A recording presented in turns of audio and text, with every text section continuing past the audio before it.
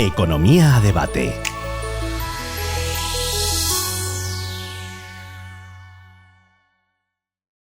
Hola, buenos días a todos. Bienvenidos en Economía a Debate. Estamos aquí otra vez para hablar de macroeconomía y geopolítica, y esta vez lo haremos con José María Ferrer, por los amigos Josechu, que es el responsable de Health Banca Privada de Renta 4.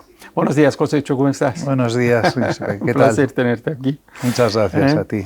Bueno, estamos acabando un año complicado que tiene por detrás otros años complicados, ¿no? Los últimos 3 años yo creo que han sido terribles, ¿no? Entre el COVID, la guerra, la invasión de Rusia en Ucrania y ahora la situación israeliana, estamos...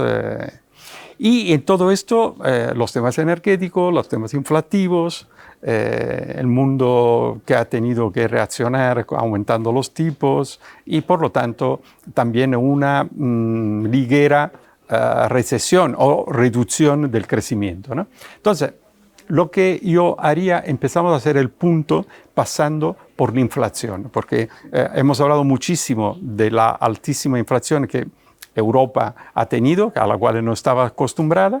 Se han aumentado los tipos de intereses, pero ahora parece que esta inflación se está reduciendo. ¿Cómo es la situación exactamente en Europa y también en Estados Unidos? Sí. Bueno, yo creo que estamos en un momento de transición en el que están cambiando los mensajes y la visión semanalmente, ¿no? Y estamos viendo, pues, cómo este fin de semana el petróleo ha tocado mínimos, ¿no? Que llegó el Brent a 75 y el West Texas a 70. Ayer subió por un bombardeo que hubo en el Mar Rojo, y es muy significativo cómo la visión del petróleo hace, pues con la guerra de Ucrania-Rusia parecía que iba a subir, con el conflicto Israel-Gaza, pues también que los riesgos geopolíticos iban a hacer subir el precio del petróleo, y vemos que se está reduciendo, ¿no? Y entonces piensas, pues si se reduce el coste energético, efectivamente la inflación puede controlarse, puede ayudar, pero es que en cualquier momento te surge un problema, un conflicto, te vuelve a disparar. De hecho, ya había en los informes de previsión para el año que viene, te sitúan el precio del petróleo que estaría rondando en torno a $90 el año que viene, el West Texas, y sin embargo te lo posicionan en $130 ante cualquier mínimo riesgo geopolítico. Claro, una situación de esas te puede cambiar el panorama de un día para otro, ¿no? Entonces sí que creo que hay que visionar el mercado día a día, ser flexibles y tener un horizonte de hacia dónde vamos, pero pudiéndolo modificar. Entonces, ¿qué piensas tú que harán los bancos centrales? ¿Seguirán subiendo? ¿Separarán ahora o empezarán a bajar?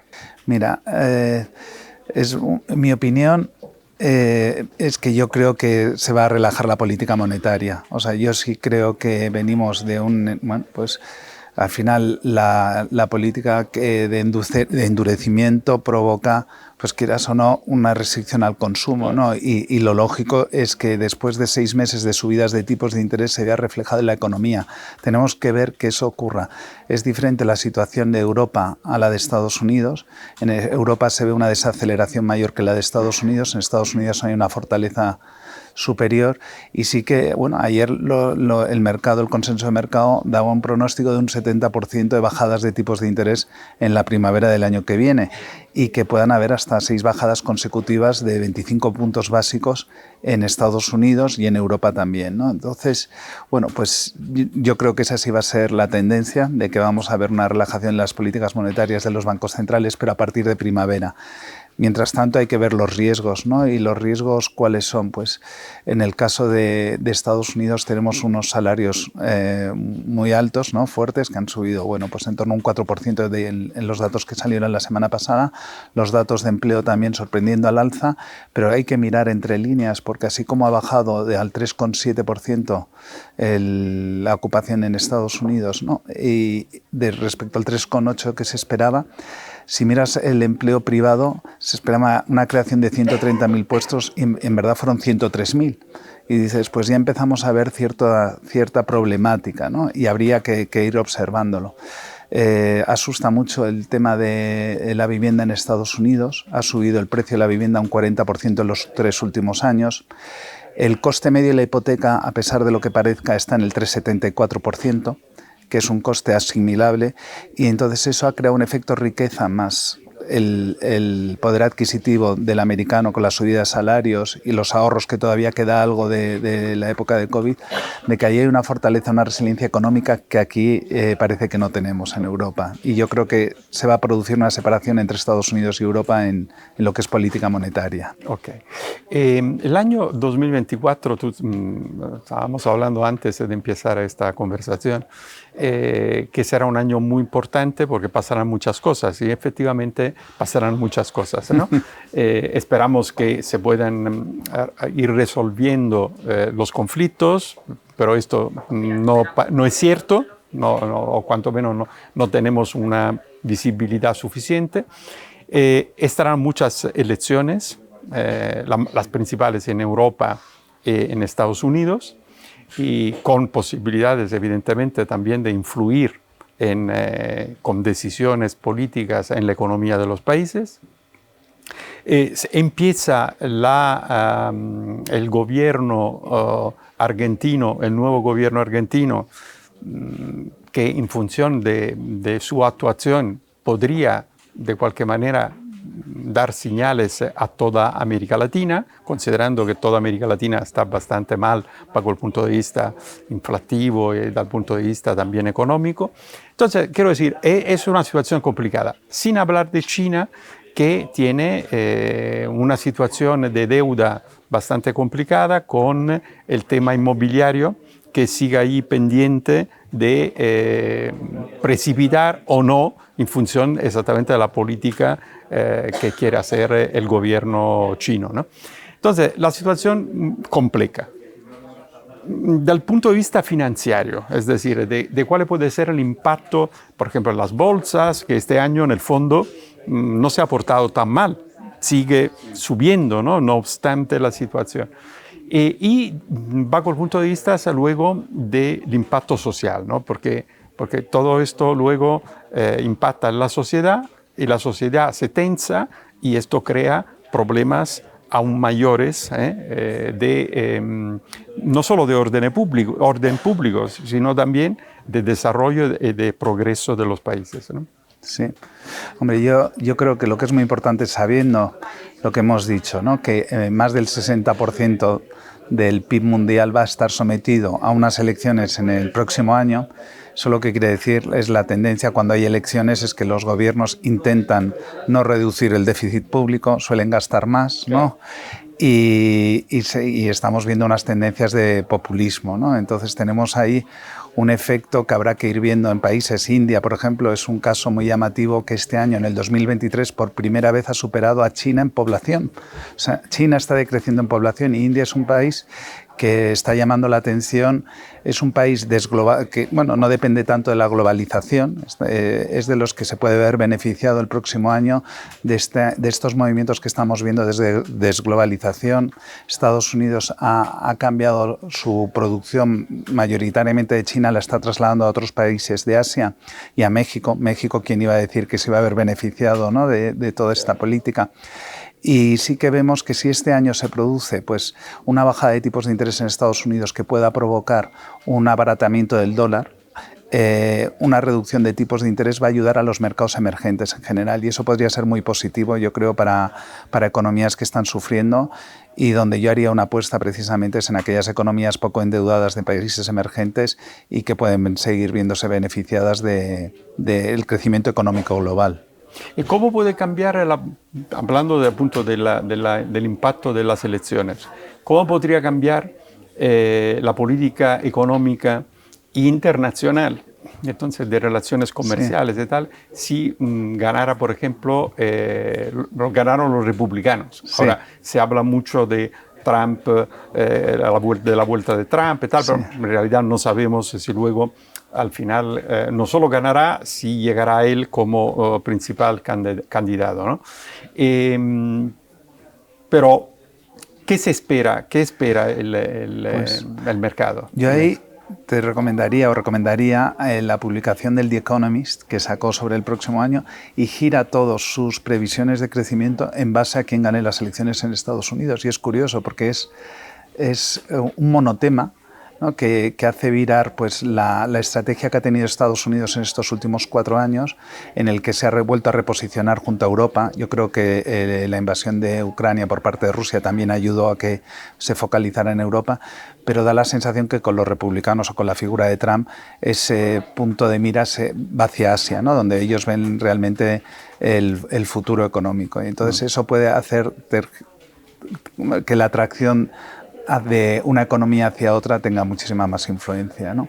Y sí que es cierto que bueno, el mundo republicano también habrá que ver cómo lleva todo lo que ha sido la apuesta de Biden por la descarbonización y si se va a llevar a cabo o no. Sabemos que la descarbonización es uno de los elementos inflacionarios más importantes que hemos tenido en estos últimos años, junto con la demografía y con el corte de suministro de la cadena de producción, ¿no? En algunos casos que ha provocado falta de suministro, ¿no? En algunos países. ¿Y se prevé algún cambio? ¿Vosotros prevéis algún cambio a nivel europeo o no? ¿O que más o menos se mantenga todo? Habrá que ver las elecciones que acaba pasando. Da la sensación de continuidad. Europa tiene un discurso muy centrado efectivamente en la descarbonización. Estamos liderando a nivel mundial y yo creo que lo que hay que ver es que no podemos ser los primeros en todo porque lo que nos va a provocar... Es el coste, ¿no? Por el coste de esto. Nos va a provocar, al final, quieras o no, somos un continente muy dependiente energéticamente de materias primas. De los fósiles, ¿no? Materias fósiles. Y luego nos estamos encontrando el tema de Rusia, cada vez dependemos más de su gas a pesar del boicot que le estamos haciendo. Tendremos que ver la evolución y cuán autosuficientes podemos llegar a ser. Se está hablando otra vez de las centrales nucleares, de volver a... Exacto, en la COP, en la última COP. Efectivamente, ¿no? Y bueno, yo creo que Europa lo que no tiene que perder es la estela del crecimiento y que yo creo que lo más democratizador que hay en el mundo es repartir la riqueza. Y si nos convertimos en un país caro, con impuestos altos, bueno, un continente... nos va a costar poder llegar al nivel de Asia y de Estados Unidos y de otros países emergentes. De hecho, una última pregunta sobre las guerras que tenemos. ¿El mercado cómo está? ¿Ha descontado las guerras? ¿No las ha descontado del todo? ¿Qué puede pasar? Es curioso, ¿no? La sensación que tenemos cuando salta la noticia de la guerra, nos ponemos tremendistas y luego convivimos con ello, con una facilidad brutal y desde luego, pues cómo ha desplazado el foco de atención de Ucrania hacia Israel, ¿no? y de lo que supone cuando ambos conflictos tienen unas consecuencias tremendas, ¿no? Porque están, bueno, pues el caso de Rusia con el tema del gas, Ucrania con todo lo que era el grano que nos suministra. Y aparte de los temas humanitarios, evidentemente. Y temas humanitarios. Entonces sí que es triste que da la sensación de que podemos convivir con ello y que no afecta tanto al crecimiento global. Esperemos que Oriente Medio parece que ya está más o menos canalizado, que se ha conseguido retener un poco lo que es el ímpetu de los países árabes a poder apoyar al conflicto árabe, ¿no? Y creemos que, bueno, que se va difuminando, esperemos que sea así. Tenemos que ver en el Golfo Pérsico qué acaba pasando, ¿no? Porque sí que vemos que está habiendo asaltos a buques y que eso no vaya más y que esté todo bajo control. Ultimísima pregunta, ¿más positivos, dudosos o algo negativo? Siempre positivos, ¿no? Eso siempre. Lo único que hay que ser positivo en que, bueno, a la hora de ver las inversiones, y si hablamos de inversiones, yo creo que lo que no hay que desdeñar, que tenemos unos tipos de interés más altos que hace unos años. Hoy en día podemos contar con un activo que no hasta hace poco restaba.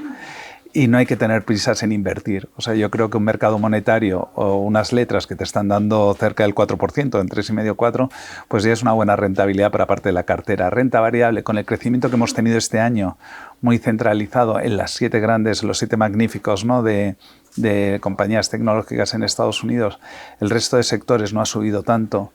Yo sería cauto. Creo que hay indicadores que, bueno, tenemos todo un año por delante para ver cómo se invierte. Los tipos de interés van a ser muy significativos a la hora de ver si la renta variable tiene más recorrido o menos. Claro. En Estados Unidos sí que se ve que pueda llegar a crecimientos de 8%, pero sin embargo Bank of America esta semana acaba de anunciar que la previsión para Europa está en un 8% en negativo respecto a niveles actuales, ¿no? Lo que es la bolsa. Tener oro también siempre es algo bueno, ¿sabes? Si vemos una depreciación del dólar, que además ha subido, sí, efectivamente. Pero bueno, tener oro te ayuda a proteger la cartera ante riesgos geopolíticos que estamos viendo, claro, ¿no? Claro. Y ante el aumento de populismo, elecciones. Y yo sería cauto, mucha liquidez, estar invertido en renta variable, por supuesto, globalizada, compañías poco endeudadas. Hay temas como la inteligencia artificial que van a seguir tirando y que van a seguir teniendo presencia, aunque pueda haber una pequeña burbuja en los valores tipo Nvidia, pero es que tiene un recorrido infinito, ¿sabes? Entonces, bueno, hay que estar presentes. El tema del agua yo creo que también es otro tema que va a ser de los que hay que estar invertidos. Ha salido en el tema de Davos, uno de los temas de Davos. Sí. Y bueno, ir viendo día a día. Yo creo que la previsión para el año que viene es empezar cauto e ir tomando riesgos a medida que veamos la política monetaria de los bancos centrales. Como que positivos, esa es la cosa importante. Y con esto cerramos. Gracias, Cosecho, para tu esa conversación y tu contribución. Por lo tanto, cerramos el año 2023 con esta conversación con José María Ferrer y la próxima cita será el próximo año, esperando que esta positividad con la cual nos decamos la podemos ver el año que viene. Muchísimas gracias y hasta la próxima.